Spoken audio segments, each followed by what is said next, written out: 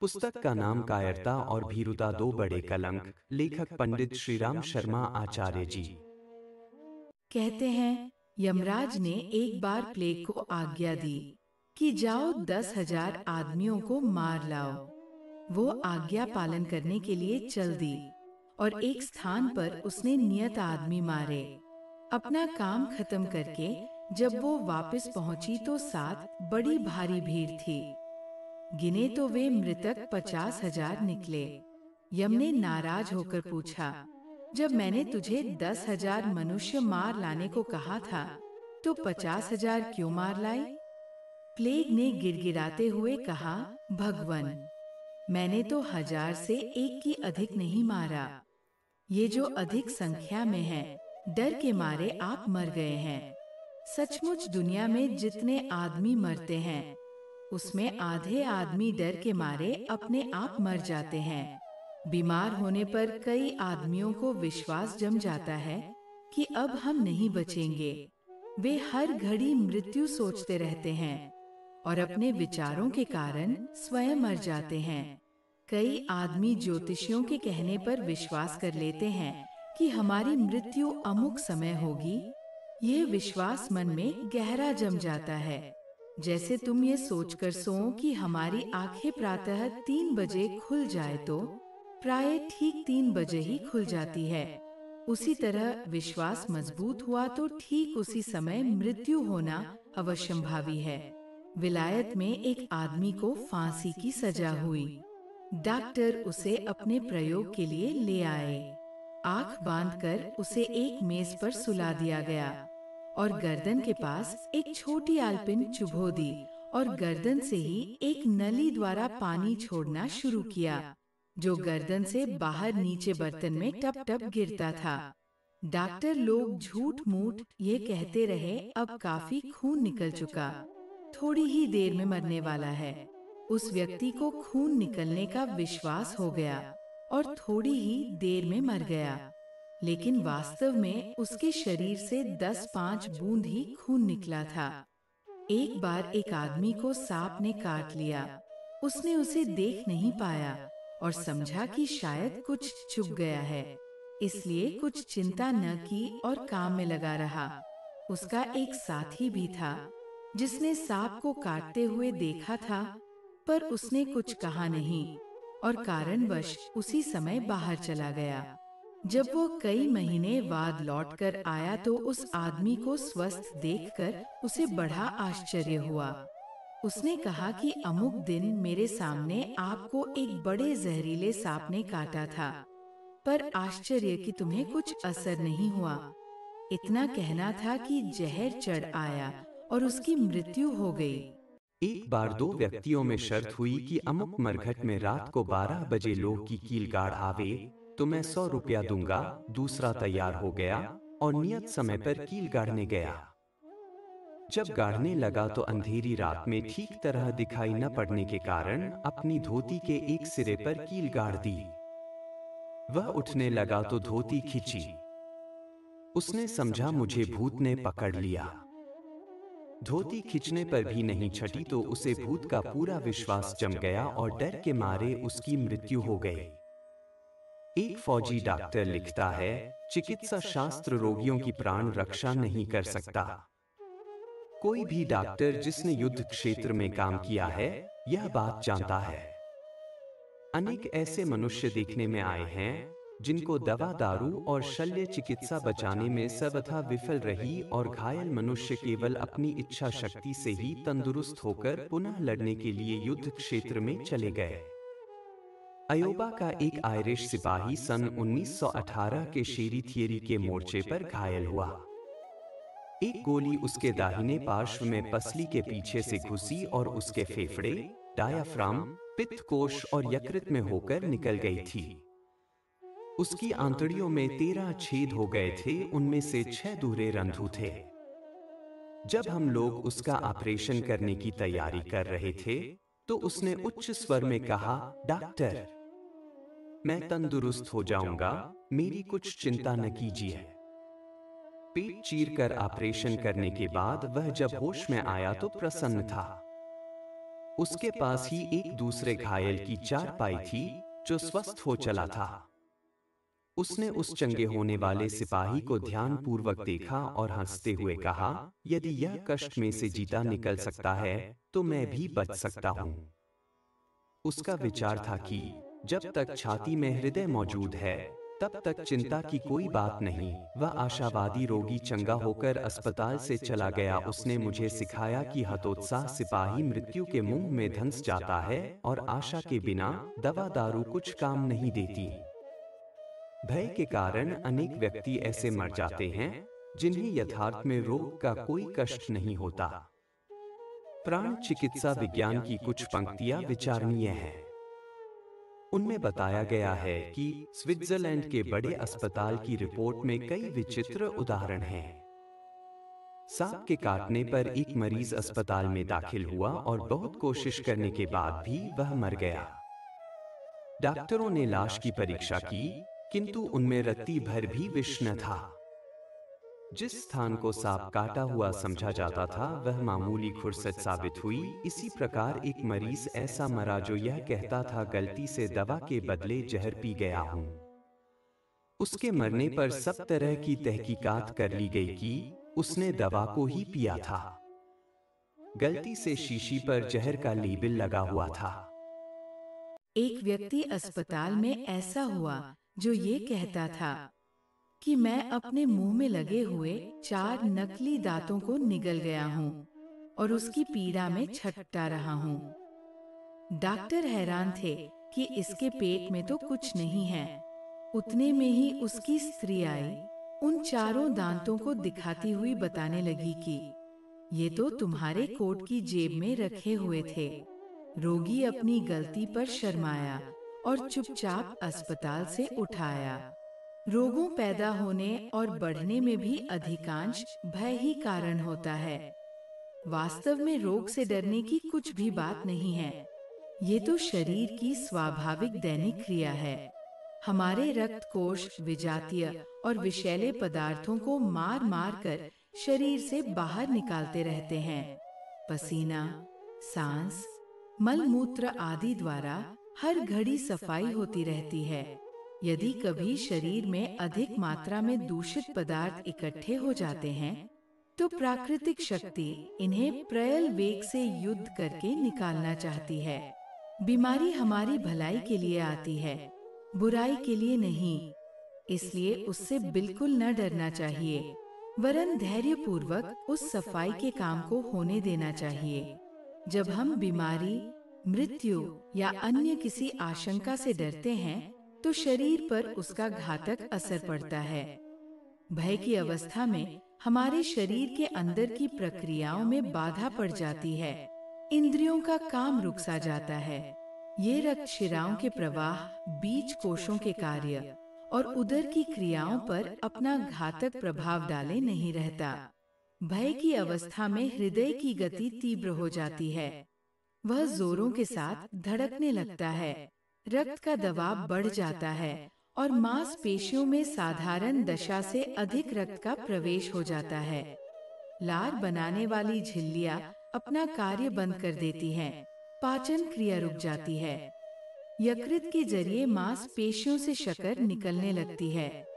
संक्षेप में आप कह सकते हैं कि भय की अवस्था में शरीर के अंतःपुर की वही दशा हो जाती है जो भूकंप आदि दैवी विपत्तियों के आने के समय नगर निवासियों की हुआ करती है।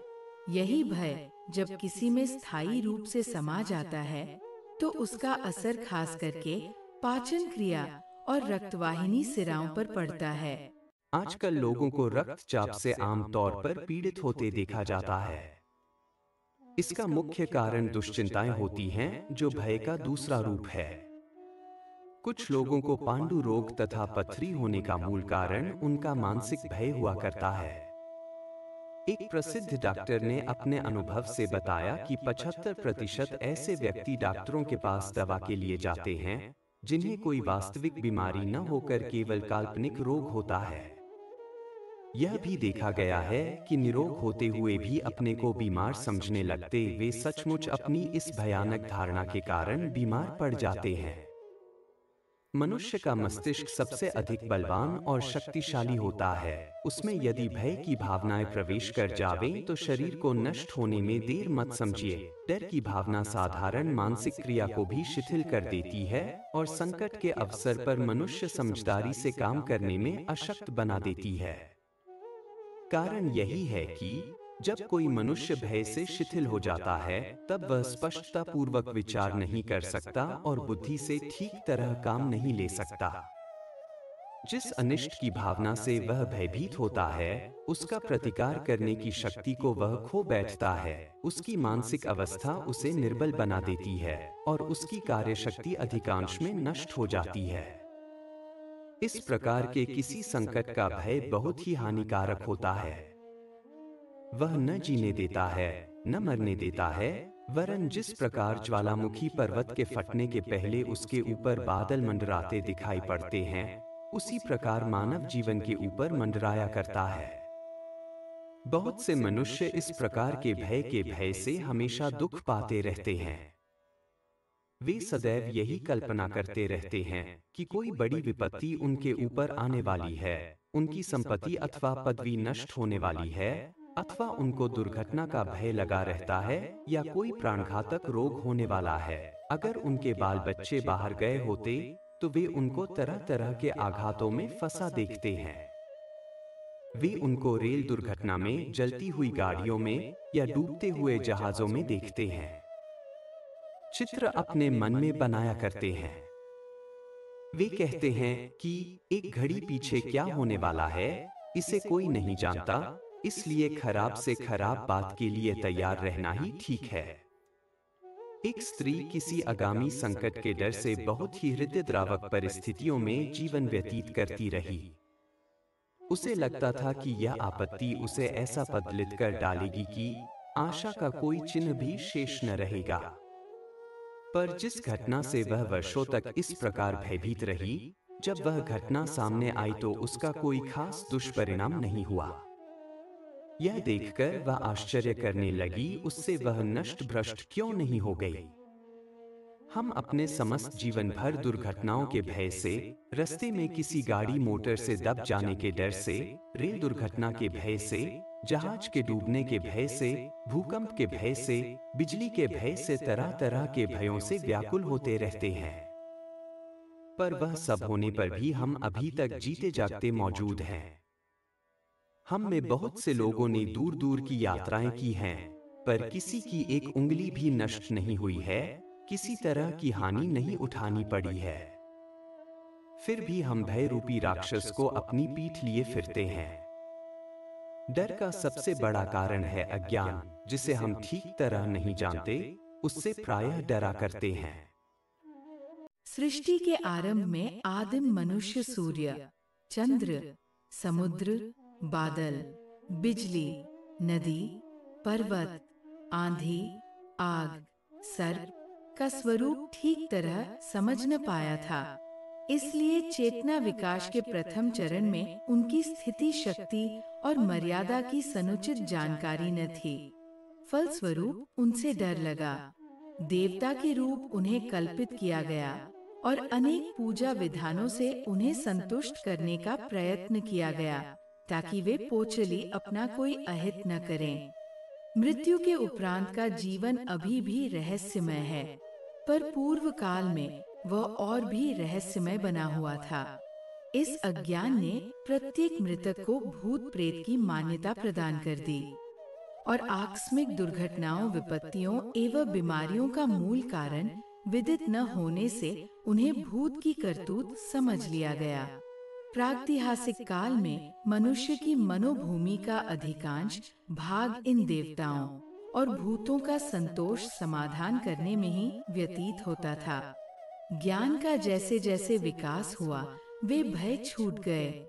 बीमार होते ही भूत को बलि चढ़ाने की तैयारी ही। जिनके मस्तिष्क में एक मात्रा उपाय सूझता हो, ऐसे लोग अब बहुत थोड़े हैं, जो वे सभ्य समाज में उपहासास्पद माने जाते हैं। इसी प्रकार अलग अलग सत्ता वाले, एक दूसरे से लड़ने, झगड़ने और ईर्ष्या करने वाले देवताओं के स्थान पर अब इन्हें एक ही ईश्वरीय शक्ति के विभिन्न काम माना जाने लगा है।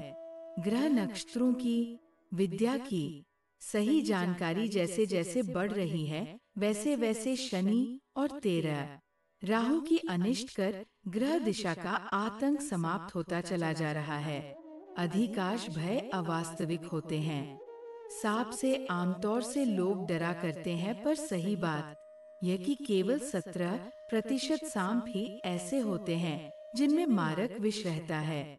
ये वास्तविकता जिन्हें विदित होती है, जो सांपों के स्वभाव की गहरी जानकारी रखते हैं, वे उनसे जरा भी नहीं डरते, वरन कई बार तो उनसे अपना मनोरंजन लाभ भी करते हैं। सर्कस के कर्मचारी खूंखार जानवरों के बारे में अधिक जानकारी होने के कारण उनसे डरना तो दूर, उल्टा अचरज भरे काम कराते रहते हैं। घनों जंगलों में सिंह व्याघ्रों के बीच निवास करने वाले आदिवासी उनसे जरा भी नहीं डरते, बल्कि आंख मिचौनी खेलते रहते हैं, जबकि सामान्य लोगों को लगता है सिंह व्याघ्र की बात सुनने से भी डर लगने लगता है। अजनबी आदमी को देखकर तरह तरह की आशंकाएं मन में उठती है, पर जब उसका पूरा परिचय हो जाता है तो पूर्व आशंका मित्रता में बदल जाती है। अंधेरे में जाते हुए डर केवल इसलिए लगता है कि वहां क्या कुछ होगा, इसकी जानकारी न होने से चित्त में अनेक तरह की डरावनी बातें उठती हैं। नदी में थोड़ा पानी होने पर भी अनजान आदमी उसमें प्रवेश करते दुर्घटना से संशकित रहता है। सही जानकारी होने पर डर सहज ही दूर होता है। प्रकाश में तो सुनसान में जाते हुए और नदी के उथले पानी का सही पता लगाते हुए उसमें प्रवेश करते हुए किसी किसी को कोई झिझक नहीं होती। अज्ञान मूलक हैं। इस संसार में लगभग सारे डर, हानि, घाटा, दुर्घटना, असफलता, आक्रमण, दुर्भाग्य, ग्रहदशा, भूत आदि की आशंका से जितना डरा जाता है, वस्तुतः उसका 100वां भाग भी वास्तविक नहीं होता। अज्ञान ही कायरता या भीरुता का रूप धारण कर मनुष्य को भयभीत करता रहता है। जिसे जितना वास्तविक ज्ञान है वह उतना ही निर्भय रहेगा। तत्वज्ञानी की पहचान यह है कि वह पूर्णतया निर्भय हो। ज्ञान की उपासना को अध्यात्म मार्ग का प्रथम सोपान इसीलिए माना गया है कि उसके आधार पर मनुष्य सब प्रकार के भय और संशयों से छुटकारा पाकर अभीष्ट लक्ष्य की ओर अपनी मानसिक शक्तियों को लगा सकने में समर्थ होता है। वह अज्ञानी जिसे अनेक प्रकार के भय सताते रहते हैं, अपनी मानसिक क्षमता का अधिकांश भाग उसी गोरख धंधे में खो बैठता है। फिर आत्मकल्याण जैसे श्रेष्ठ कार्य के लिए उसके पास मनोबल बचेगा ही कैसे? ज्ञान का प्रकाश उत्पन्न होने से मनुष्य संसार की हर वस्तु का स्वरूप समझ जाता है। तब उसे उनमें डरने लायक कुछ भी कारण दिखाई नहीं पड़ता। निर्भीक लोग उन परिस्थितियों में भी हंसते प्रसन्नचित रहते और मानसिक संतुलन बनाए रहते देखे जाते हैं, जिनमें की साधारण मनुष्य आशंकाओं और कुकल्पनाओं से भयभीत होकर विवर्त व्यविमूढ़ बन जाते हैं।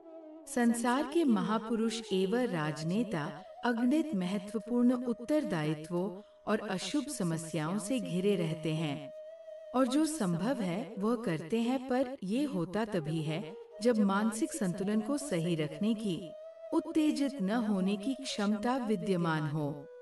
श्रेष्ठ और निकृष्ट व्यक्तियों में धैर्य और अधीरता का ही अंतर रहता है। जिसने इस संसार को एक नाटक मात्र समझ लिया है, वह अपना सर्वोत्कृष्ट अभिनय करने मात्र का ध्यान रखता है। जैसी परिस्थितियां आती हैं, उनके अनुरूप परिवर्तन करने और ढलने की क्षमता जिनने संपादित कर ली, वे संसार को, समस्त परिजनों को एक क्रीड़ा कौतुक मात्र समझते हैं। डरना उन्हें मानवीय दुर्बलता और अज्ञान का एक उपहासास्पद कारण प्रतीत होता है। जो डरते हैं वे कर कुछ नहीं पाते।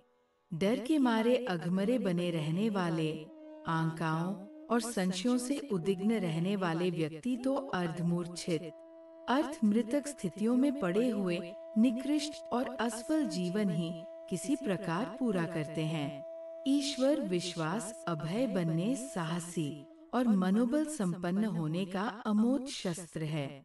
जिन्होंने भी इस परम सत्ता का अवलंबन लिया, वे कृतकृत्य हुए और सदा निर्भय बने रहें। कुकल्पनाएं, आशंकाएं एवं अकारण भय कितने ही व्यक्तियों को मानसिक दृष्टि से दुर्बल बना देते। इस अज्ञान से मुक्ति पाना, मानवता के इस कलंक को मिटाना ईश्वर विश्वास के सहारे संभव है।